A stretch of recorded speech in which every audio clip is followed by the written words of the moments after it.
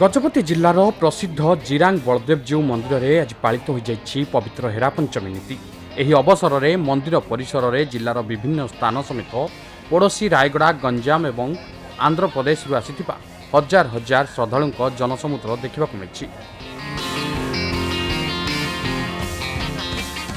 जदिओ एही मंदिर में चतुर्धा मूर्ति पूजा पाउछंती तथापि बड़ भाई प्रभु बलदेवजीउ निकट में मानसिक कले मनस्कामना पूरण होइथाय बोली बहु प्राचीन कालरू विश्वास रही। विभिन्न समस्या और विपत्ति पड़ता लोके प्रभु शरणापन्न होइथांती एवं मानसिक पूरण होगा पर हेरा पंचमी तिथि आसी मुंडन हेबार एठारे एक बड़ परंपरा रही। एही मंदिरर सबुठारु गुरुत्वपूर्ण कथा हेउछि एठारे भक्त माने बलदेवजीउ निकट में तांकर सबुठारु मनपसंद अमृत भंड भोग अर्पण करिथांती। यह स्वतंत्र भोग को स्थानीय गौड़ सेवायत मान द्वारा ही निष्ठार सह प्रस्तुत कराए। गौड़ सेवायत मान द्वारा यह भोग प्रस्तुत कराई जाई प्रभु को लागि कले मनस्कामना निश्चिंत भावे पूर्ण हुए बोली विश्वास थिबारु एही कार्य स्वतंत्र गौड़ निजक मध्य नियोजित होइथांती। प्रतिवर्ष रथयात्रा अपेक्षा एही हेरा पंचमी तिथि ही भक्तों प्रबल समागम देखा मिले।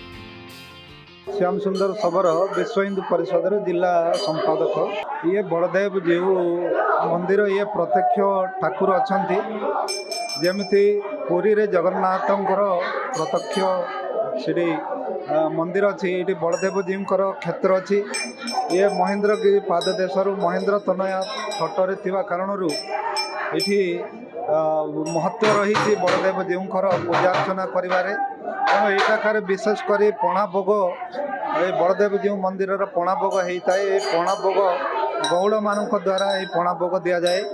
विशेषकर बलदेव जीउ मंदिर रे मानसिक रखी ये मंडन करती छोट शिशु माने 3 वर्ष पर्यंत प्रथम ये ही लंडा करी मानसिक पूरण करता।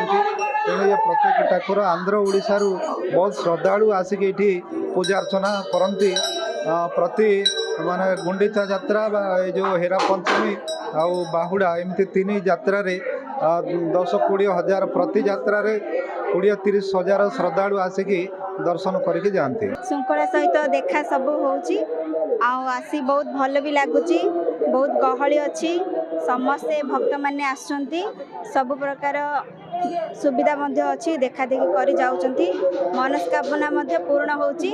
प्राय लोक गहली हेलेनी आसंतु देखंतु आ भगवान का आशीर्वाद पातु आ जानतु। आज तो बहुत गहली अच्छी सब वर्ष बहुत गहली थाए एमती विश्वास अच्छी कि जोड़ा हमें मानसिक रखू से पूर्ण होता है तो से सब बड़े गहली थाउची तो लोक मैंने मानसिक रखुंट लंडा होती पणा भी चढ़ाऊँ भगवान को आ बुलूँ यात्रा एंजॉय कर